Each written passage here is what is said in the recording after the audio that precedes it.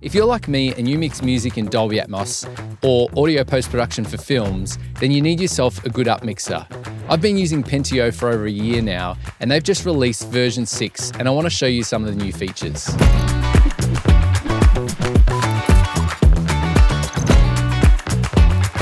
I'm not going to cover all the features that you get in version 6. If you head to perfectsurround.com, you can see the list of features. But there's some great stuff in there, including 64-channel ambisonics. There's lots more formats for 360 audio. There's also a direct binaural renderer, so you can listen to all the different formats just with a pair of headphones, as well as fast audio restoration. So you can get all your legacy programs or your shows in LTRT or LCRS, and you can upmix them into something like Dolby Atmos. Here's a list of all the new audio formats added to PENTEO Pro Plus. This will definitely cover you for all your VR, 360, and surround sound audio formats. I'm going to take you through the plugin and some of the features that I love. Now, you'll notice I'm in Davinci Resolve. The plugin is working great in that. One thing to note is that you just want to make sure when you click the cog that you're set up in the right channel order for your setup.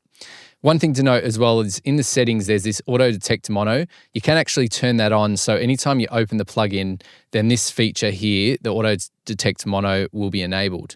Now, this feature makes sure that any content that's in mono, so whether it's a vocal or if it's a sound effect and you've got obviously some ambiences and stuff, but there's, a clear mono sound in there within your stereo, that it keeps that within the center and doesn't spread that out the kind of usual way that PENTEO works. So there's a preset and a feature they've added for Universal Music Group.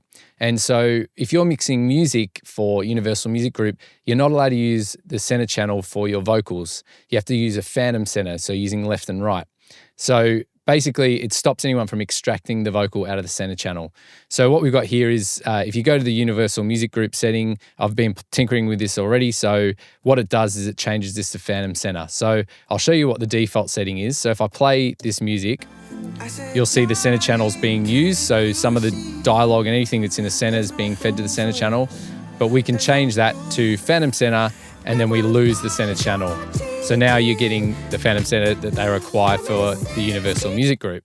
So you're obviously listening to this in stereo, and I've got a 712 set up. So the one thing you'll love, or what I love about this plugin is, unless there's mostly, if I change a lot of the settings, you're still going to get the exact stereo representation, the original stereo representation of the track.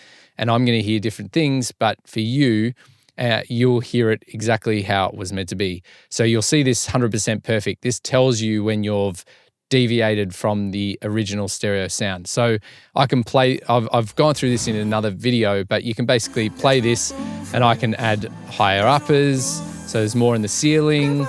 I can push the rears, bring them back down. And what you're hearing is still 100% down mix. So there's some sorcery going on there. I don't know how it works, but it's amazing what they're doing there. So you just get a perfect stereo representation of the track while I change things on all these settings. There's lots of other features that I already went through in my previous video. You can see that down in the link below, but there's lots of boosts. You can boost or raise the upper as well, and it kind of just is basically a boost it even louder.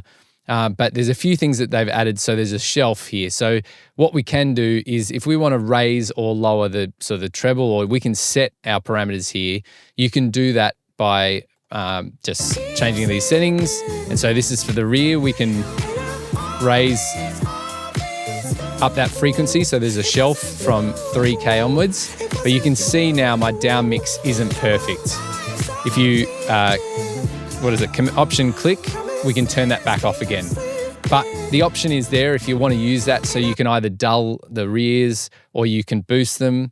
That's really up to you. So I can pull that down, and now I've got a nice muted rear, and surrounds. But obviously that changes your down mix, and you would probably have heard the changes that made when you were listening back.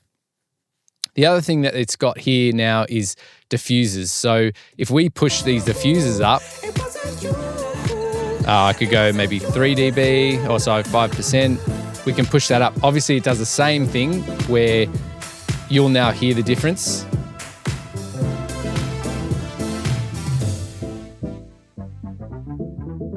I'll go back to the vocal bit.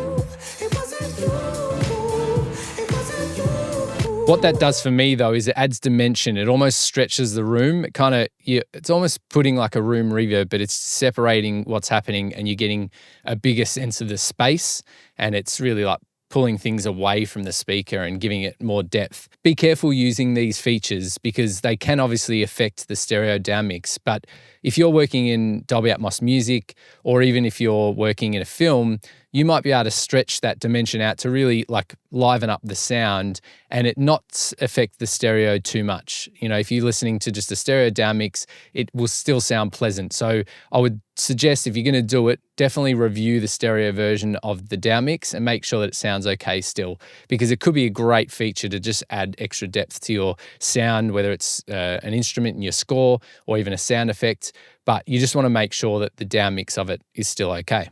So another feature that it's got is this upmix mode, and I love this feature. So basically what we've got is standard upmix, and that just basically upmixes the whole thing. But say with a track like this where it's got everything, it's got a vocal, it's got, you know, the band and stuff, if you upmix everything, it separates things like the vocals a bit. And so you might get more vocals in the rear and you lose that defining kind of front weight of it. Obviously you can turn down your faders.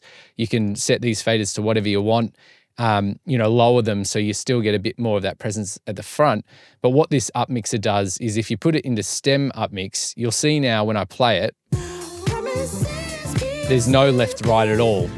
So what I've set up here is you've got the music track. This is just a stereo music track, and I've got a send here that is my music upmixer. All right, and so when we play it now, I've got a stereo version there, but it's going to this upmixer, which is set to that upmixer mode. You'll notice also I've got the visualizer here, so you can open that by just pressing that and you can see it. But what's happening now is I've got the stereo stem and I can then just adjust how much of this upmix I want to add to it. So we've got, you know, nice stereo sound, and then I can add the upmixer to it. And then you get that beautiful upmix sound, but you have the control. So I can then say, all right, I want more in the front than I do in the rear. And this is a great feature when you've got like a full track like I'm using.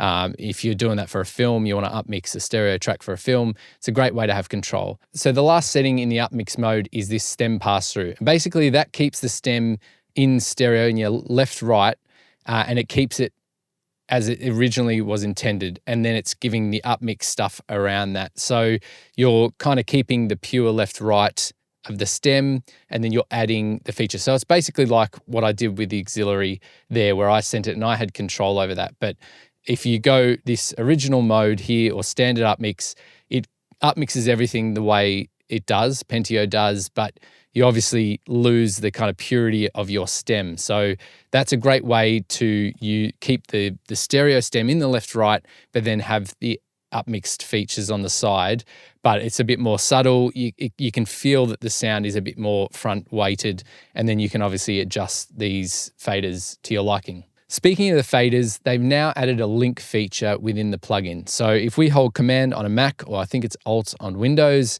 you can now lock those faders together and move them up and down. So, you know, to do it or unlock it, same again, hold Command and click.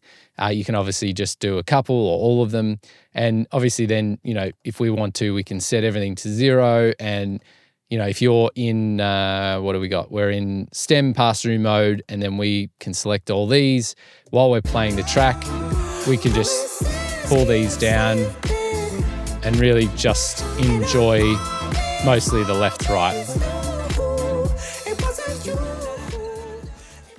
So there's some features in the new version of PENTEO 6. I definitely recommend you go to perfectsurround.com and try it for yourself. You can get a trial version, so head to their website and check it out. As a side note, I want to tell you about my new internship shadowing program. This is going to be an online service where you can shadow me as I work on projects.